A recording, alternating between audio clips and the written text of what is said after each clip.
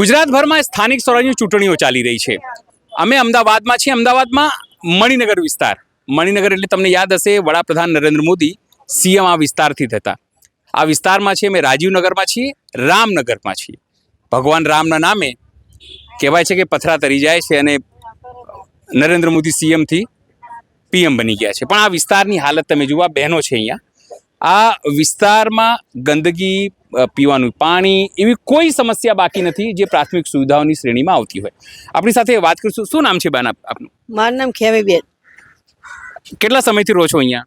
અમારે 15-20 વર્ષ થઈ ગયા, પણ અમારે પાણીની બહુ તંગી ચાલે અને અહીંયા ગટર લાઈન બરાબર નહીં અને અમારે પાણી ઘરમાં ભરાઈ જાય. વરસાદ આવે અમારે બેસવાની જગ્યા નહીં રહેતી, એટલો પાણી ભરાય અને નીકળવાની જગ્યા નહીં હોતી, એટલી તંગી પડે. અને ત્યારે ઘરમાં પાણી આવી જાય. બહુ પરેશાન અમે થઈ ગયા.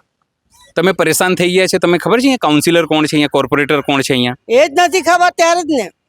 એટલે તમને ખબર નહીં? ના.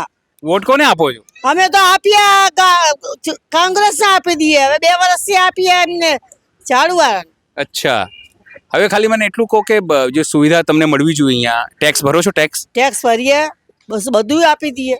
તો પછી તમે રજૂઆત કરવા જતા નથી કે ભાઈ અમે ટેક્સ ભરીએ છીએ તો સુવિધા આપો? બધું કહીએ છીએ પણ કોઈ સાંભળતું જ નહીં.